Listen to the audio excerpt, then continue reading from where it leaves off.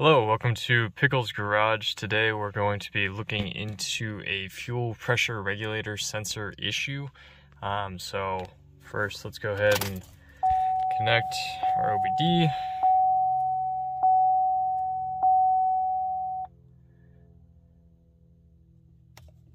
Loading.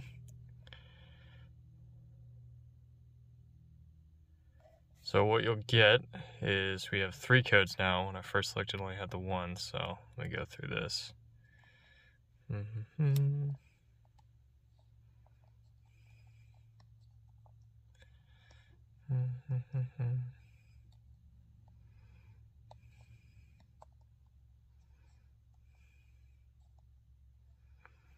Alright, so random multiple cylinder misfire.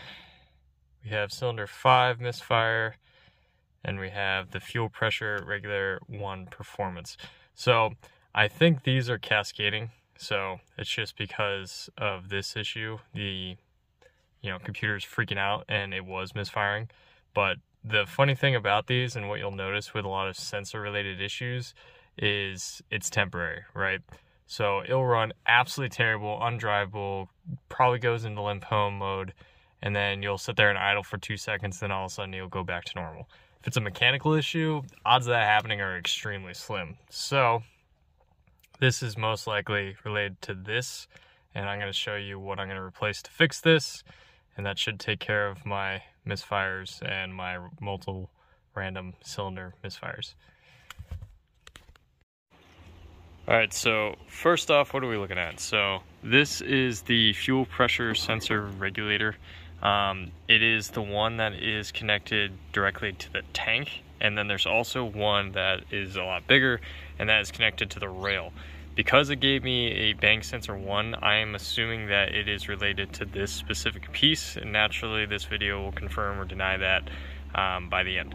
So if this is the piece, then this is how you'll go about the repair. But basically this is just a Duralast part SU14696 sensor. Like I said, usually if it's something that starts randomly, stops randomly, it's an electrical issue. Sensors, I say this all the time, I spend more of my time replacing sensors than I do correcting the issue the sensor is supposed to detect. So take that for what it's worth.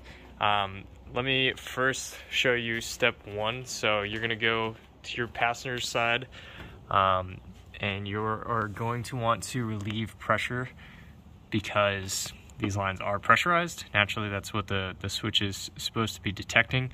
And when you replace it, you don't want fuel to kind of squirt everywhere. So biggest step 1 is you're going to see that kind of like tire, looking thing with the ball that you just push in and relieve pressure. That is what you're going to want to do for step 1. If you're having trouble finding the line, almost all vehicles, at least modern vehicles, will have some sort of warning tag that tells you which line is related to fuel, because obviously they don't want you messing with this without any sort of caution. So just find the tag, follow this, and it'll be right back there.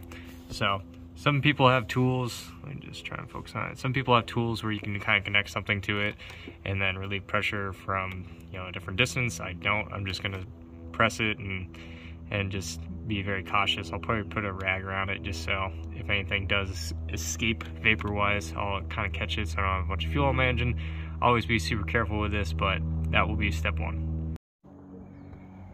Alright, so pressure has been released. Rest assured, it's not going to be a geyser of any sorts. It was maybe like a centimeter high. It just kind of went bloop, and it was about a thimble full. So definitely have a rag ready. Next step, this is the passenger side, of course. You're going to raise it up. Please remember to use jack stands. Highly recommend it. Even if it's not fully supported on it, you're going to want that to potentially save your life. So here is our gas tank. Right, bunch of electricals. Up here is where the actual part is, that black piece right there. So I believe this is just friction held, so let me try and pop it off here. Yep. So just pull it down, and this is the piece we're working with today. So standard kind of clip, just unclip it, if I can do it with one hand. No. Wait, yes. All right, unclipped. This is plastic, 100% plastic. So just be careful. I'm gonna very gently unscrew this. This doesn't look like the original part, so I'm guessing someone's had a problem with this before. Which would explain why there wasn't a cap on the friggin' pressure release. So, okay, so I'm gonna go ahead and unthread this from this, and we will go from there. All right, so I was actually able to take it off by hand, so cannot stress enough that these are not very tight. So I tightened it mostly by hand. I did one last little turn on a very small wrench, 5/8, just one tiny little tightening, and then plugged it back in. It's gonna go right back into place, this friction mount here, and then you're good to go ahead and test it out. When you turn on the key, it will kind of repressurize, and then go ahead and give her a start. But that should wrap this up. So I'll probably do a little extra piece right here at the end, just to let you know if this was my problem or if the rail was the problem, and we'll go from there. All right, so it's been a week of driving it, so that did solve it. Basically, so you know what it was doing when I had the problem, it was kind of juddering. I was on the freeway when it first occurred. So basically, you know, heavy smell of fuel, not as much power, does that kind of judder thing when you're accelerating initially, which sometimes happens when you have bad coils as well.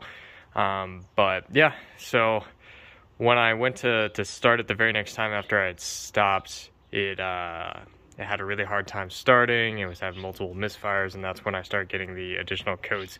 So I would say if you're experiencing those things, likely just start with that first sensor that's directly on the tank, and then, you know, worst comes to worst, you might have to do the one on the rail. That's a little bit more expensive, but that did solve my problem. So thank you for watching.